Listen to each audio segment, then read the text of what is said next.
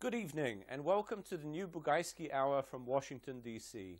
I would like to thank Voice of America for hosting the Washington episodes of my show for RTK.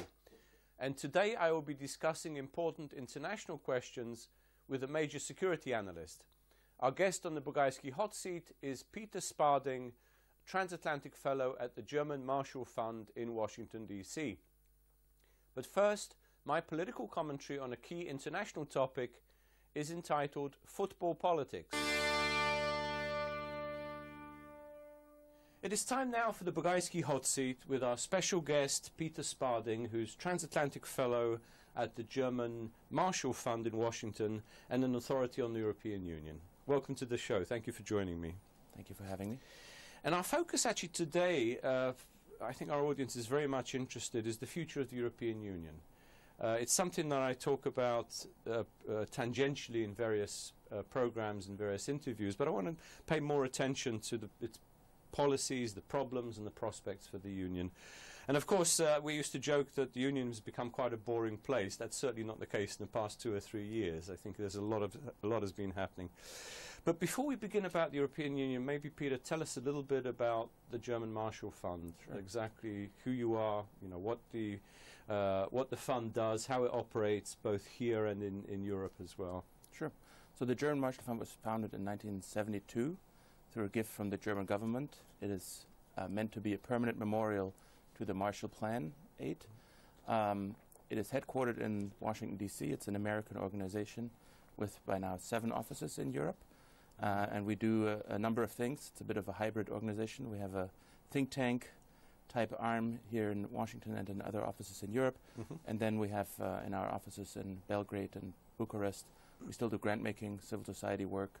And we also have a leadership component where we have fellowships for young professionals. So you do work in Eastern Europe. I believe you have an office also in Warsaw as well as Correct. Belgrade. In Bucharest as well? Bucharest, Warsaw, Right. Belgrade, Ankara also. Okay. And you deal with the Albanian part of the Balkans as well from my colleagues in Belgrade, yeah. Right, from the Belgrade office. Okay, thanks very much. Well, it's good to put it in perspective. I mean, it's one of the long-standing, I suppose you could say, transatlantic institutions, or transatlantic think tanks. You're one of the first. So let's look at the European Union. As we all know, the Union is experiencing, I suppose you could call it now, challenging times, very challenging times. Some would even say, and I've heard some say, that these are existential times, that the future of the Union itself is at stake. So let us look at the major problems in turn and maybe cover them in a little bit of depth. Sure. Let's begin with populism. You know, we've seen various kinds of populism affecting Europe, whether of the left, whether of the right variety, or whether of the general anti-establishment or nihilist variety, whatever you would call it. And we see this also reflected in some of the election results.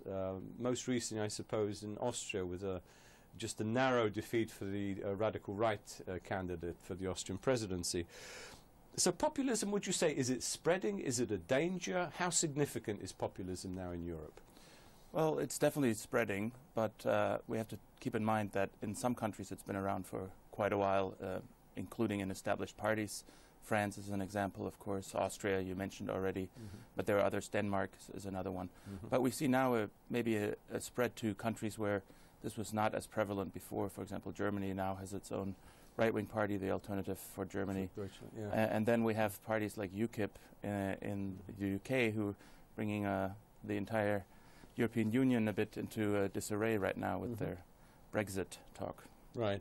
So how do you see the growth of populism? Is this something that we need to fear, what we would say, over the next few years, particularly through the election process? Yeah, I would definitely say it's, I don't know if I would call it existential, but we see in some countries already in Eastern Europe where some of the populist parties have gotten into government. In France, we have elections next year where it looks like there might be a runoff between the Front National candidate and whoever is on the other side. And then in Germany, the entire party system right now is in a bit of a shake-up. For example, there was a poll coming out today that the Grand Coalition for the first time dropped under 50% in public opinion polls. So, you know, that questions the stability of certain countries for sure. Although, we shouldn't overdo it. I think there's a potential 20–30% in many countries for this kind of especially right-wing populism. But yeah, there's by the topics they drive and by the criticism of the European Union. That's one of their main issues. Of course, it's a threat. Right. There's also left-wing populism, of course, in particularly in the southern part of Europe. If you look at Greece, if you look at Spain, Italy, Yes. is this a sort of how would you compare the two phenomena, rightist and leftist populism? Well, so the right-wing populism, like I said, has been around in some countries for a while, and we know a little bit about the left-wing side of things has just come about over the last few years, at least in the public view, and can in some cases actually be seen maybe as a result of the Euro crisis over the last 6 or 7 years already. And why is it so popular? Why is populism popular? Because they must have public support to gain such good results in elections. Well, yes. I mean, of course it is, you know, as the name suggests, it is popular because it plays to certain sentiments. There's a lot of anger, as we also see in the US. That's quite an interesting phenomenon that we have it both in Europe and in the United States at the same time, this anger against what is known as the establishment in many cases. And in Europe, the added layer of that this establishment is often seen as being the EU itself. So there's a lot of anger directed at the EU, both from the right for policies on migration and so on, and from the left through the policies of the Euro crisis. Yeah, and do you think this will continue, and is it based, let's say, on economic performance? Is it based on sovereignty questions? Is it based on resentment of laws that are seen to be imposed by Brussels? I don't think it's, I mean, it's not a direct economic result. That some people always suggest it's if there's, you know, high unemployment, then immediately you get a right-wing populist party. We have seen these right-wing populist parties in many countries, like I said, for a long time, even in better times economically. I think it's a lot of it seems to be an identity question for many people. There's a lot of change in Europe that has gone on for a number of years. There's a lot of fast change also, and a lot of people seem to be feel like they're being left behind. And then currently we have the number one topic in many places, the refugee crisis. Right, I wanted to come to this in a moment. Which seems to be driving this even more so, yeah. Presumably when populism is blended with some form of nationalism, particularly ethno-nationalism, it becomes particularly dangerous, xenophobic and disruptive of the European Union. Do you see this as growing? Yeah, absolutely. I think there's definitely a growing nationalism in a number of countries. We've seen this in Hungary or Poland now with at least certain electorates. I wouldn't say it's a common phenomenon over all electorates, but yeah, there's a desire in some ways to go back to what is seen as easier times in the nation state, where people felt like they had more control. You know, in many cases that seems a bit misguided, but that is at least a good scapegoat. It always strikes me that difference between rightist populism, leftist populism. Rightist populism harks back to an imagined utopia, whereas leftist populism harks forward towards another imagined utopia. Yeah. I mean, it might be a bit of a simplistic differentiation, but... Well, I don't think it's a coincidence that in the US we have the slogan of the Trump campaign is "Make America Great Again," so it definitely harks back to whatever imagined time. I don't know when it was great again in the view of the supporters, but that's definitely... And of course the Sanders campaign towards some sort of utopian, like Denmark, apparently. Yeah, exactly. How utopian is Denmark? Well, Denmark has its own right-wing populist party, so it's not as utopian as some might seem, but overall, of course, it has some advantages to see from the left's point, yeah. Well, we'll come back to the US-Europe relationship and the populist phenomenon here. The refugee crisis, this is something that's been battering the Union for the past year when Chancellor Merkel allowed over 1 million, I believe, refugees to come into Europe, not just from Syria, but also quite a number from the Balkans. Would you say this has exacerbated xenophobia, anti-Islamophobia sentiments, anti-Islamic sentiments throughout Europe? Yes, I think there's a connection there, of course, more in the sense that this gives a lot of existing fears an opportunity to come out. There were already some of these phenomena visible beforehand, but of course through this influx in the last year and through different narratives, I would say, in different countries, this definitely played up the xenophobic card, especially with regards to Islam. Was it a mistake, do you think, by the Chancellor? I mean, why did she do it? Why did she make it... I mean, Germany has also very liberal asylum laws, I know, as you're waiting for some court decision, you get a certain payment, which is encouraging for people coming into the country. Well, so I think it was a very difficult situation back in September, I believe, when there were tens of thousands of refugees stranded at the train station in Budapest. So it is a unusually bold move back then to allow those people to travel through Austria to Germany, and that was seen as a signal to many others, it seems. But the wave was already coming through at the summer, and it was a very difficult situation, and something had to be done. I think it's a bit unusual for the German Chancellor, because she usually is very cautious in her decision making, and this was seen as an alteration from that. So what lay behind it? Was it altruism? Was it trying to relieve pressure on neighbours? Or was there a calculation that maybe these would be workers that Germany needs in the future? I don't think it was a calculation in that sense. Of course, some people have said that now that could be a benefit, actually, because Germany will need workers in the future. But at that point, yes, I think it was faced with a humanitarian crisis. We had these images of refugees, as we have now, drowning in the Mediterranean, which were widely shared in the media and the front pages of the newspaper. Something had to be done. This is also, I think a lot of people didn't see the drowning of refugees in the Mediterranean as compatible with our image of Europe and what it stands for. Sure. And maybe you could explain to our audience this EU-Turkey agreement on trying to stem the flow of refugees into Europe. And I think the Greeks are also involved, where a lot of the refugees are coming through the Greek mainland, Greek islands. Well, there's a deal that's been reached with Turkey, and we'll have to see how far it will actually be able to be carried out, because there's some conditions placed on both sides that are so far not met. But in general terms, it's basically asking Turkey to control the inflow a bit more and take back some of the refugees that are being turned back from Greece in an exchange, and then the European Union would ideally recognize refugees directly from Turkey. And do you think this will hold? I mean, I know there's been some opposition within Turkey to this. They want more concessions, European Union entry, I suppose, eventually. Yeah. How do you see that developing? Well, I think the EU-Turkey relationship and the Germany-Turkey relationship, for that matter, are right now in a pretty volatile state, and we've seen a lot of changes over the last few weeks and months already. So it's very hard to predict right now what will happen. I think from the German or European side of view in this, there's a lot of efforts are being made to keep the deal from breaking apart, but it's hard to say if events might not change this. Given that we're in June now, how many refugees, as compared to last year, 2015, have come into Europe, into the European Union? It's significantly less, especially because the so-called Balkan route has been closed down, I believe. I don't know the exact number right now, but we see an uptick now again for a different route. I see, I think, from Libya, actually, going over to Italy, and we've seen some tragic drownings again, a few hundred refugees just over the last few days again. Although I'm not sure that these are already Syrian refugees. From what I read, a lot of them were from Africa and so on. So overall, I think there's been a clear downturn in the numbers, but the summer months are what people are now looking to see if there might be an influx again. Right. Watch this space. I'm sure it's not over.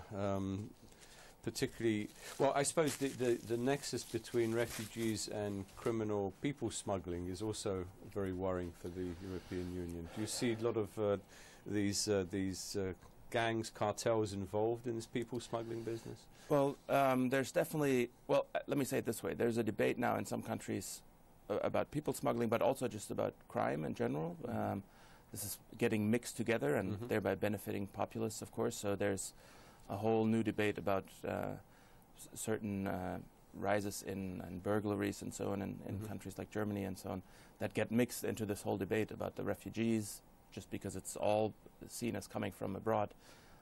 There is some concern about the smuggling. Of course, we had some tragic cases of not only the boats capsizing, but also trucks with refugees being found in Austria, I believe, and so on.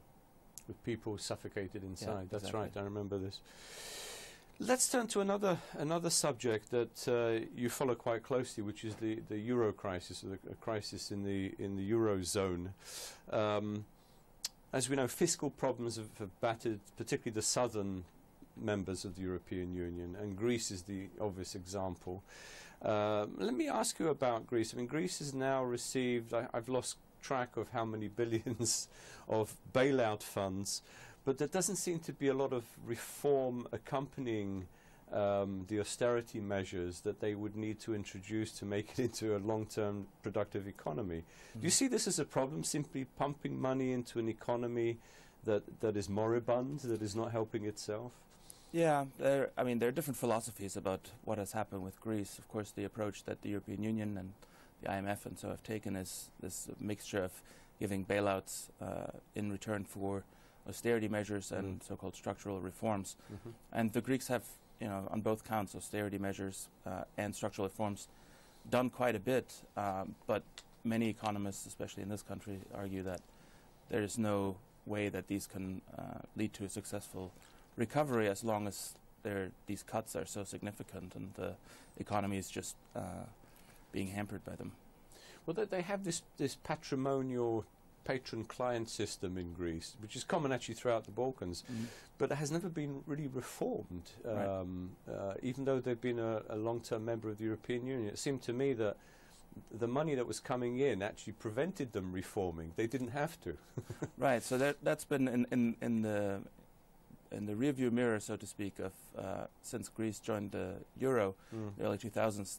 There was, as you say, a lot of money coming in, mainly through very low interest rates that Greece was able to borrow at. And as you mentioned, there were only two parties really that were well entrenched in Greece and had structures, in my understanding, had quite a lot of control over government positions and so on. So in a way, this new government that we've now had for almost 2 years in Greece is maybe a chance, although it's has other issues, but at least it's different people breaking through. I think it's very difficult to break through such an established system, though. Yeah, and I'm just wondering where the future lies, because some in Greece say maybe we should go back to the drachma, even though it would mean a big fall in living standards. At least we'll be able to start from scratch and stand on their own 2 feet. How do you respond to that? Yeah, I mean, I think the wish is understandable. In any other country that would have its own currency, this crisis would probably not have been as long. Of course, the living standards beforehand would not have been as high maybe either, but sure, with its own currency, it would be easier to get out of this debt through increased inflation and so on. So there's a lot more control. There's also a question there about national sovereignty, and the Greeks have now made the experience over the last 5-6 years that they've basically voted for every party they had available, and the policies haven't changed much. So there's a bit of a crisis of democracy even involved. So a national currency is also seen maybe as a symbol of being able to do something yourself about the situation. And the flip side of that is those Eurozone countries that actually do the paying into the bailout. I know there's been quite a bit of resentment in parts of Central Eastern Europe. I know in Slovakia and Estonia, countries that have joined the Eurozone, who say, well, why should we be, our wages are much lower, our pensions are much lower, why should we be bailing out Greek pensioners, Greek workers? How do you respond to that? Yeah, so I think that's a very valid point, and it kind of comes down to different narratives in different countries, I believe. Of course, some of the countries in Eastern Europe who are pretty new to the euro and have done a lot of hard work to get to where they are find it very hard to see why they should contribute to the bailout funds. At the same time, the main countries that are doing the bailing out, Germany, France, and so on beforehand, they didn't do this only in their altruistic view. There were, of course, initially a lot of debt was being held by German and French banks and other banks.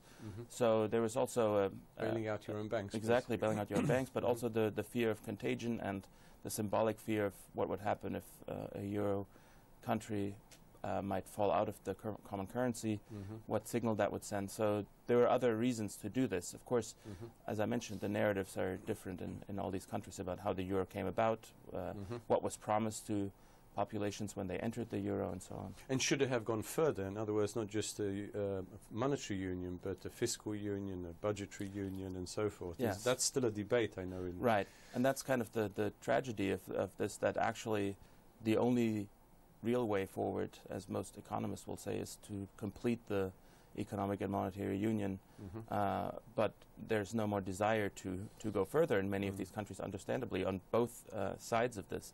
So that's a bit the situation we're now in. But in, for example, in Germany, which is one of the countries that's been spending a lot of money on the bailouts, the narrative was that exactly what is happening now in the 90s when the euro was introduced, the narrative was this could not happen. We have put things in place that will prevent this from happening. So people are understandably surprised or even angry that exactly this is now coming about. And you mentioned the Alternative for Deutschland, which is growing at least some support. I know one of their platforms is maybe to have either to revert back to the Deutschmark or to have a smaller Eurozone with countries that are more fiscally responsible. Yeah, so they came about as an anti-Euro party, actually. Like some other right-wing populist party in Europe, they came actually through a different topic than what they're now known for. When they were an anti-Euro party, they weren't, I mean, they were successful, but they weren't that successful. They've only now, since the refugee crisis, and now with more and more anti-migrant rhetoric in general, become stronger in the polls and so on. But that was their initial stance. They've since split, the original founders out and so on. So that topic has kind of gone away for now. So would you say the euro will survive? I mean, will other countries join the eurozone, or is there more hesitation? I know Poland, for example, is torn. Some economists in Poland say we should, some say we shouldn't. What is your view on this? Well, difficult to say. In a way, the euro has to survive. In what form, we don't know. You mentioned the opportunity or the possibility of maybe a smaller eurozone. We saw last summer, for the first time, the willingness on parts of some of the northern countries to let Greece maybe go out of the euro. They thought that the contagion risk had been minimized and that they could make clear that Greece was an exception to the rule. I think the political will behind the euro is still very strong, and there's really no alternative at the moment, at least. And given the myriad of other crises, I think dismantling the euro right now would be quite the achievement. Yeah. Well, let's go on to another big subject with a big vote coming up, referendum in Great Britain later in June on what's been called a potential Brexit, in other words, British exit from the European Union. How do you think, not so much how the vote will go, because it depends which opinion polls you look at, and there's still a bit of time to see what happens. Let's put it this way: what impact would the Brexit actually have on the European Union, as well as on Britain itself, if they decide to leave? Right. So I think it would have a huge impact. Maybe in the immediate term, we can start with that. If Britain decides to leave, then there's a couple of years at least of negotiations, because a whole bunch of rules would have to be renegotiated. So people say 2-3 years at least. Like the acquis communautaire in reverse. Yeah. Exactly, and that wasn't easy to get to. So it would kind of paralyze, I think, a lot of the system of the European Union. Policymakers would have to balance. At the one hand, the UK will remain a very important partner, of course, but it can also not be seen as or Brexit cannot be seen as a success, because otherwise it would be an example for others. So it would be a very fine line to balance there. Of course, I think in the long term it was the main problem, besides the UK being a very important member and delivering certain aspects that others don't, like especially in security policy and so on. The main signal that otherwise would come is that it is possible to leave. So far, the European Union has always added. Now it would, for the first time, disintegrate instead of integrate, and that's quite the signal to send at a time when we have all these crises. So there have already been public opinion polls that show that in other countries, people would also like to see a referendum.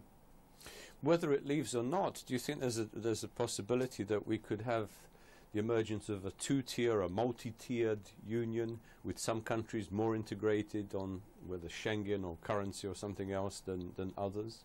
In other words, sort of a multi-layered European Union, not an ever closer union, but ever, let's say, asymmetrical union. Partially ever closer union, maybe. Yes, I think we already see this today with the euro and the non-euro members, and I think we'll see more of that. As I mentioned before, I think almost a tragedy is that for the euro to work, we will have to see more integration, at least in a group of countries. It's very clear, even if the UK votes to stay in, that it will not join the euro, at least in my view. Some other countries, the euro is not right now doing a lot of advertisement for itself. So I think it's fair to say that we'll have at least a 2-tier, if not even 3-tier or so, European Union. Do you see maybe Germany and Austria and the Benelux, France, maybe Denmark, Scandinavia, moving towards some sort of political federation in the next few years? I think right now that's probably a bit far-fetched in the sense that there's no appetite for that in many of these countries, especially countries like Denmark that have been very critical of the EU for a long time. Of course, as you mentioned, Germany and France, that's traditionally been the engine of European integration. Right now, that's not working as well as it used to, but that is essentially the way forward again, yeah. Given some of the problems that you've described within the European Union, Germany is, I suppose, by default becoming more of a leader in the European Union. Do you think Germany should assume a more prominent leadership role, or is this going to be viewed with too much, let's say, trepidation by other countries in the region? Well, I think Germany has, as you mentioned, become a leader in a way by default, meaning by the lack of leadership from other countries, and that's not an accusation, that's more a statement of fact in the sense that other countries like France and so on were struggling a bit more economically at the time of the euro crisis breakout. I think now with the refugee crisis and then also with the situation in Ukraine, Germany has indeed stepped up a little bit in its leadership role, which is quite unusual for the country, and some people in Germany feel a bit uneasy about it. I don't think that's a model for the future of the European Union. It can only be a temporary situation. I don't think the European Union works with one country, and especially Germany in the middle, just giving the leadership forward. Yeah. You hear, I mean, in parts of the Balkans and Eastern Europe, some fear of future German domination, the creation of some sort of imaginary Fourth Reich, and they say Germany will do it not by conquest, but by money. Could you put this straight now? I mean, where Germany stands in the European Union?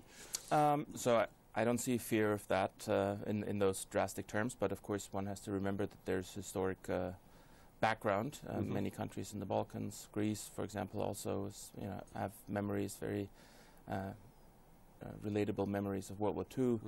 We've seen this in media coverage and so on over the past few years. Yeah. Of course, this is, as you mentioned, not the same aspect of Germany we have seen in historical terms, but of course there's a fear of Germany being too dominant. That's a fear that's been around for 100, 150 years, ever since Germany united almost in Europe, and thereby, as they say, there's the German question is kind of back on the table in a sense. But given that it's the European Union is in a way an answer to the German question, I think that makes it all the more important to stabilize the European Union, and if countries like France and if the UK stays in, that will help balance these things. And then, of course, demographic factors. We already talked about it earlier. It's not going to be that long that Germany is the biggest country in Europe. So, but if they don't stay in, if the British were to leave or loosen its bonds to such a degree it's not an effective member, and the same with other countries, then presumably Germany's role would grow. Right. Then the only then you'll have maybe what you already see in the Euro crisis, where the UK, of course, stays outside mostly. We already see a little bit of a balance between what's called, like, sometimes referred to as northern countries and southern countries. So then you could see maybe, not formally, but some kind of blocks: France, Italy, Spain, or so. If they aligned, that's still a very powerful bloc, and that would be a balance that could work. I think right now it's mostly a situation that's just a result of what happened during the Euro crisis, but it's not a model going forward. And I think most in Germany, as policymakers you talk to, are not seeking this role. They would rather see France come back to its old position. Sure. What does all this mean, all the problems that we've outlined, what does this all mean for enlargement, particularly absorbing new countries from the Balkans, which the EU is committed to through the Thessaloniki process? Yeah, that's it doesn't make it easier to say it this way, I think, just in the sense that a lot of populations are weary of anything that comes from the European Union right now, and feel that it's maybe gotten too big, too deep already. I'm not saying that that's the European Union is committed, of course, and that should be going forward, but it might, the priorities might shift to dealing with some of the situations, the crises we have mentioned first. Turning now to security questions, terrorism, which has been associated with Islam, with refugees, with criminal organizations. How big a threat is it to Europe? I mean, we've seen over the last year that it is quite a big threat. We've had the attacks in France, actually twice. We've had the attacks in Belgium recently. I think, unfortunately, we can expect more of this. We see one thing, though, that right now, at least, there's also, you can see different priorities. I think France is very focused on this issue for understandable reasons. Belgium has just become very focused, other countries as well. And then in other countries, maybe other issues are dominant. In Poland, it's probably the situation in Ukraine. In Germany, it's a whole mix of issues. So right now, it's still the European Union itself is determined to fight this, but the priorities might not align fully. And of course, you said rightly that this gets mixed in with the refugee question, although there, as far as we know, doesn't seem to be a connection, but populists can very easily use this to create fear. And we see it here, actually. It's the exact same here, yeah. It's very easy in that sense, yeah. Do you see that the danger, as often some people say, comes from or through the Balkans? Well, I wouldn't say that. We've had the so-called Balkan route now for the last year or so that has recently been closed, where a lot of people saw that was one of the main routes, but that was seen as mostly a through and not a from. So I don't think that's from the Balkans. Right. So the Balkans are not a terrorist danger to Europe, as some extremists have. I'm not an expert on this, but I wouldn't say that, no. Let's turn to another major security question, which is Russian revisionism in parts of Eastern Europe. And as you know, this threatens some new NATO members who are also EU members, particularly the Baltic states, Poland, Romania. How do you see the EU response to Russia's attack on Ukraine? I mean, we mentioned the sanctions, which are up for potential renewal at the end of June, I know, after the EU summit. Do you think that the sanctions will continue? Do you think the EU response is going to weaken towards Russia? Right now, I don't see a weakening yet. I think the sanctions are going to be renewed in the summer.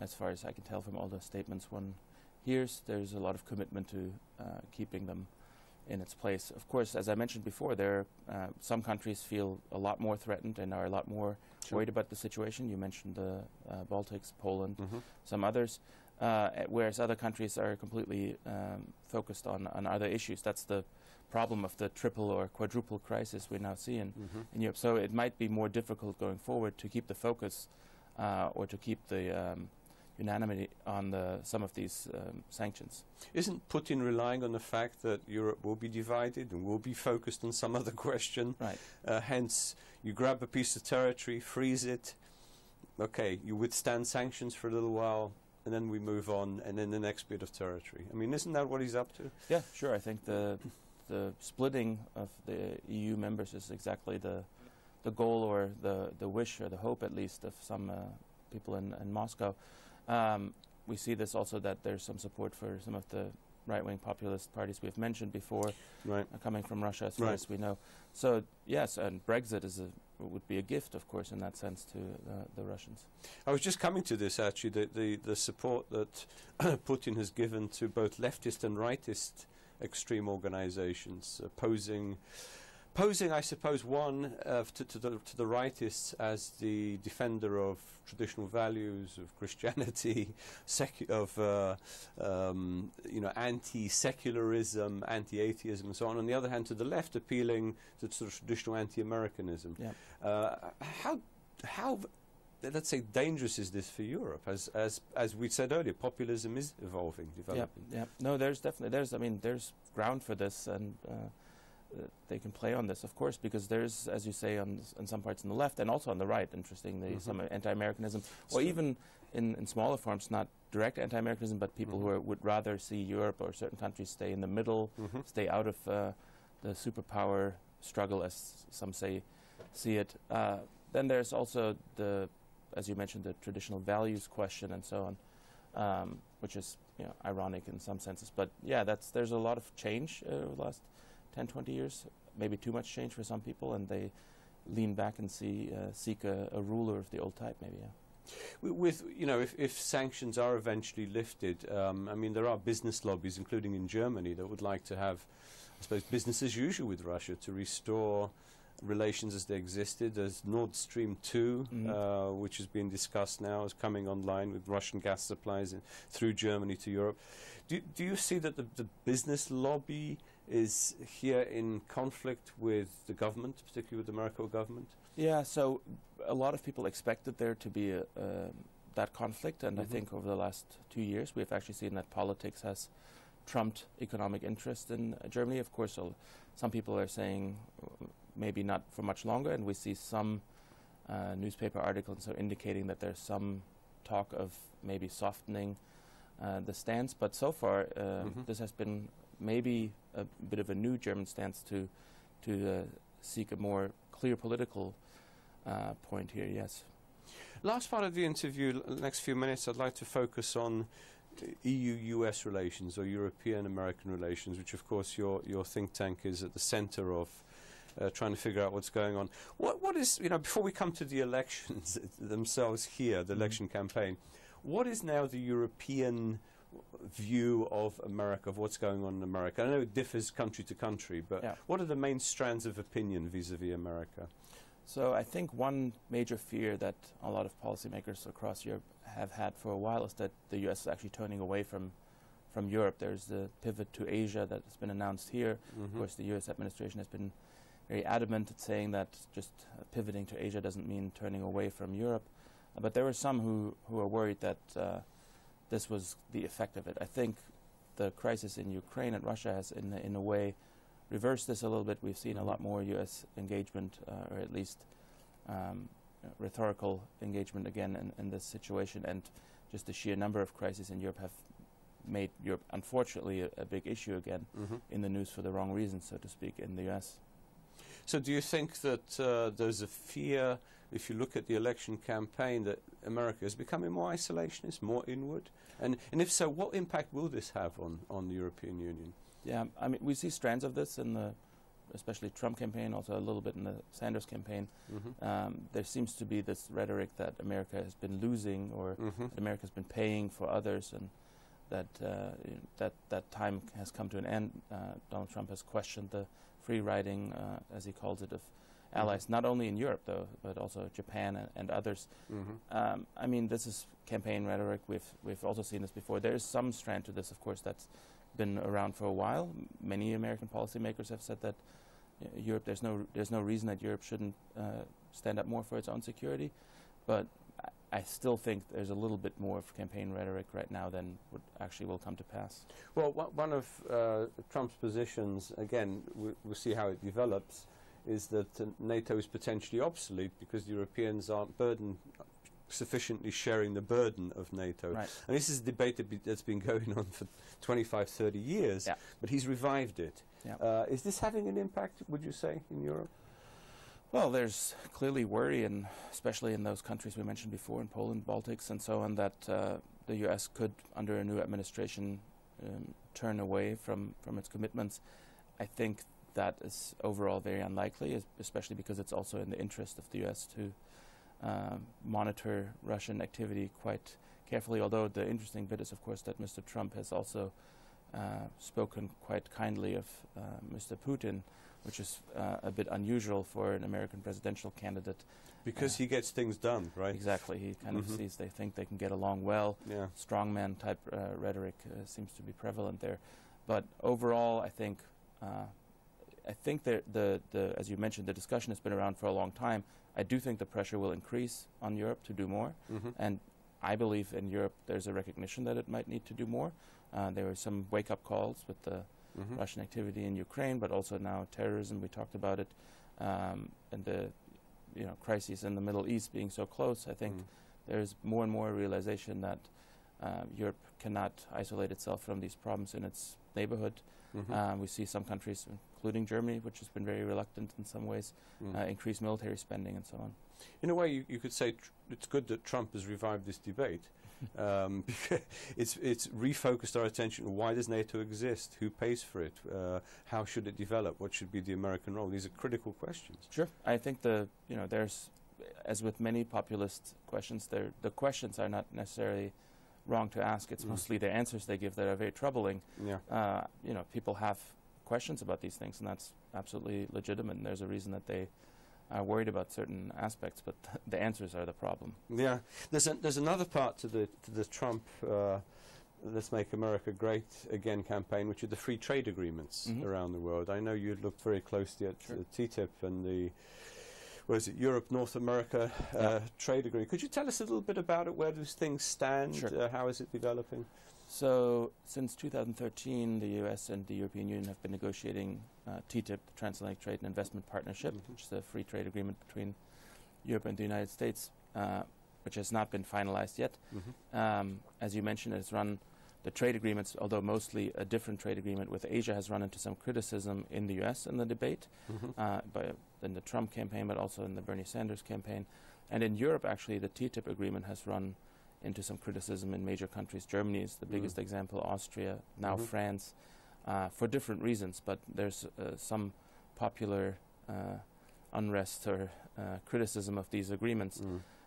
In the U.S., though, it's mostly based on old fears of job losses, just like in the 90s with the NAFTA agreement and so on. Would you say that any U.S. president is in a position to move this either faster or to slow it down?